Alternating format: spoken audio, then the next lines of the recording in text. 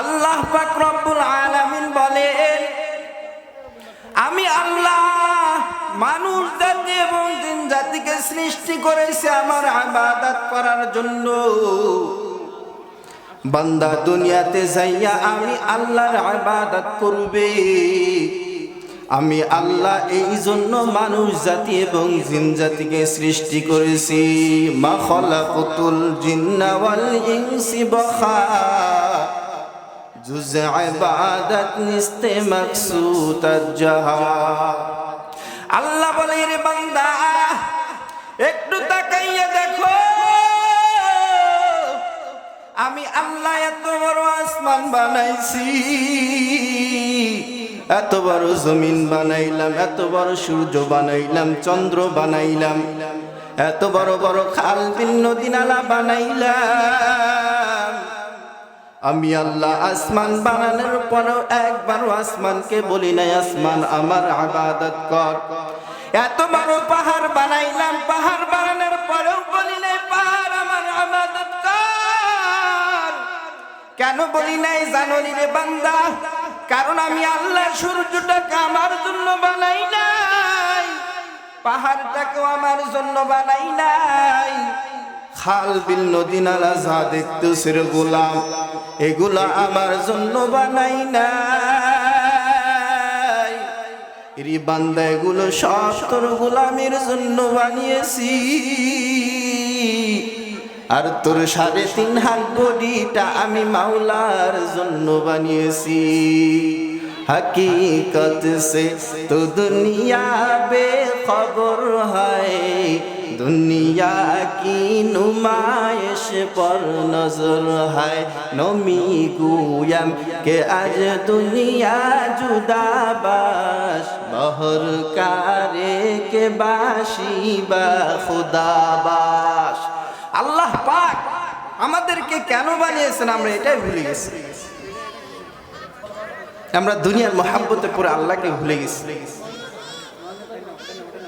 আল্লাহ পাক তো আমাদেরকে বানাইলেন আল্লাহর ইবাদত করার জন্য, কিন্তু আমরা আল্লাহর ইবাদত করি না, আল্লাহকে ভুলে গেছি।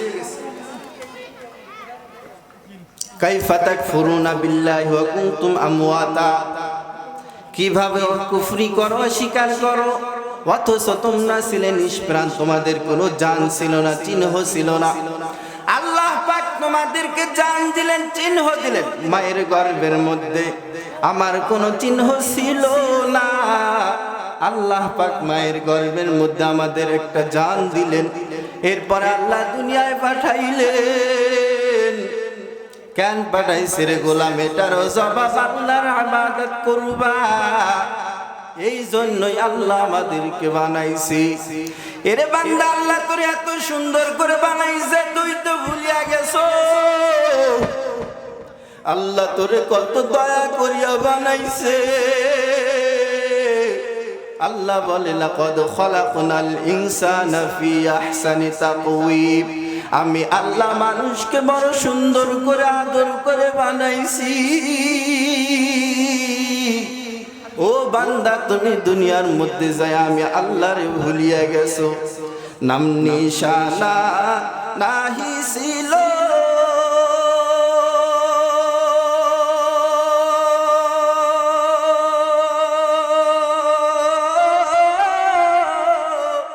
শিশু জীবন কে বাদিল, কার দয়াতে আসলি রে তুই মায়েরি উদর,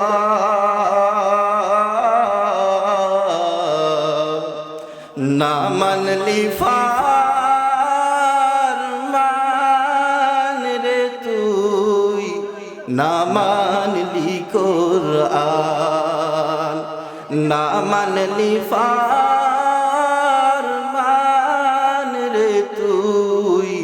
না মানলি কোরআন। যতই কারো বাহাদুরি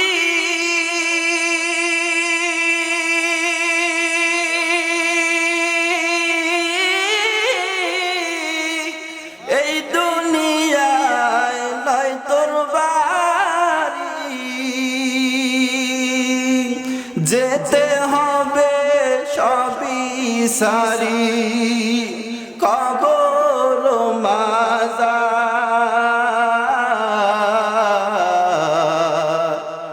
না মানলি ফারমান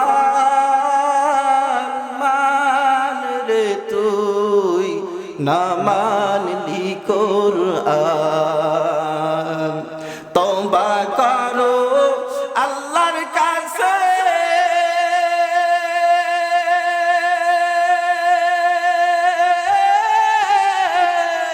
তোমার দরজা খোলা আছে ক্ষমা করলে করতে পারে দয়া করলে করতে পারে তিনি যে রহমান না মানলি ফারমান রে তুই না মানলি কোরআন এরে গোলাম আল্লাহ তোরে এত সুন্দর করে বানাইছে ওই আল্লাহরে কেমনে বলিয়া থাকো কখনো কি ভেবেছো যদি ঘুমের ঘরে মরণটা চলিয়া আসে কি উপায়টা হবে এলাকার মধ্যে কত দেখি মানুষ রাতের বেলা ঘুমায় সকাল বেলা জান নিয়ে আর উঠতে পারে না পাশে বিবি ঘুমানো ছিল বিবি ঘুম থেকে উঠে গেছে স্বামী উঠে না কারণটা কি জানো রে বাবা ওই বান্দার আজরাইল আসিয়া রূহটা টান দিয়ে বের করে নিয়ে গেছে না জানি কোন দিন তোমারও এমন একটা হালাত হয়ে আসে এখনো কি আল্লাহর কথা মনে পড়ে না কোন দিন ইবাদত করবা আল্লাহর কথা কখন স্মরণ হবে তুমি কখন ইবাদত করবা তোমাদেরকে বুঝানোর জন্য এই তো মাহফিলের আয়োজন মসজিদের খতিব সাহেরা বয়ান করে তোমাদেরকে বুঝানোর জন্য এত বড় বড় মাহফিলের আয়োজন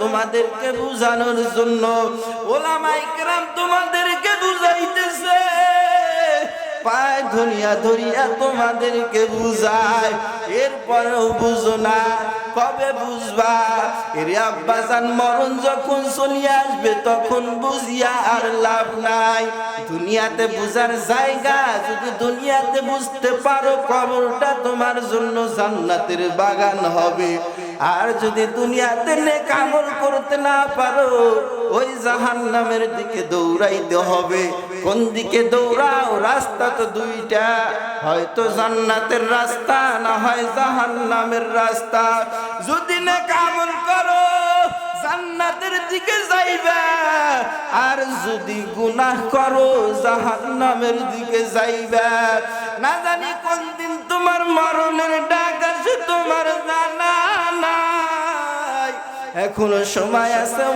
আব্বাজান তওবা করিয়া নেন আল্লাহ পাক বলে এ বান্দা ফিরে আসো প্রত্যাবর্তন করো তওবা করো তওবা করো ফিরে আসো তওবা করার যদি নিয়ত থাকে তওবার নিয়তে দুটো হাত আমার আল্লাহকে দেখায় দাও আয় আল্লাহ কুদরতের নজর দিয়া তাকায় দেখেন তওবার নজর তওবার জন্য কত মানুষ হাত উঠাইছে আপনি কবুল করে নেন রে আল্লাহ